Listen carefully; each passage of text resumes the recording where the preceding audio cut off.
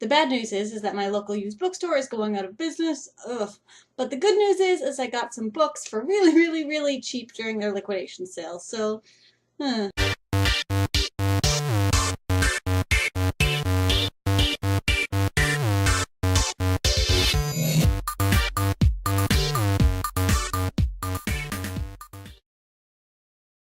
Hello, WordNerds. Happy Tuesday. I'm officially back from BEA. I had such an amazing time. It was so much fun overall. I loved meeting Aaron in person, and I have zero complaints about the whole experience. But because I did spend the last 2 weeks here on the WordNerds talking about BEA, I am going to switch gears for this week. If you're looking for BEA stuff, you can head over to my personal channel.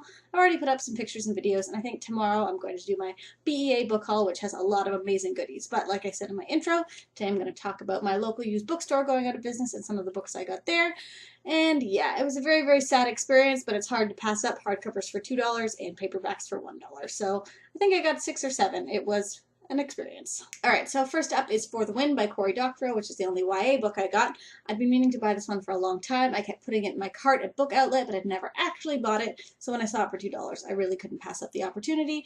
It's about something in virtual worlds, video gaming, all of that. I don't really know, but as a video game fan who is avidly looking forward to more VR-type video games, I just can't wait to see what the plot of this story is and where it goes. I've heard a lot of really good things. I have read something by this author before, but I don't remember what. And yeah, so I'm excited to read this one eventually. Because I only got it for $2, it'll probably be at the bottom of my TBR list because I feel obligated to read all my BEA stuff and all my other stuff and just, yeah. But I am going to read this one eventually. I've been meaning to for so long, so it's now officially on my TBR list. This next book is a bit of an oops, and that is Dime Store Magic by Kelly Armstrong. This is set in the world of Bitten, if you've seen the TV show. She's a Canadian author. I actually got to meet her at BEA. I love all of these books. The problem is that while I'm trying to collect all of the books in these covers, because there's a bunch of different ones, I already own this one. I wasn't sure, and I decided to just take the jump because it was only $1. And yeah, so I think I'm going to be donating this one to a different used bookstore. Then we have The Passage by Justin Cronin. This is an adult kind of thriller sci-fi title I'd been meaning to read for a long time, but my library only had it in really, really thick mass market paperback, which I find kind of awkward to hold, even though I do usually prefer paperbacks to hardcovers. But when I saw this, I couldn't pass it up. I've heard a lot of really great things about this book. I think it was a big hit a few years ago, so it's kind of old news now, but I'm really looking forward to reading it. Then I have Magic City Recent Spells, which is an urban fantasy anthology which I hadn't heard of before, but it includes a lot of my favorite authors. Holly Black, Patricia Briggs, Carrie Vaughn, Simon R. Green, Jonathan Mayberry, Scott Lynch. So there's sure to be some really great stories in here, and it'll help me discover some new favorite authors, I hope. I'm trying to read more anthologies for that very reason, so I figured this one would be a good fit.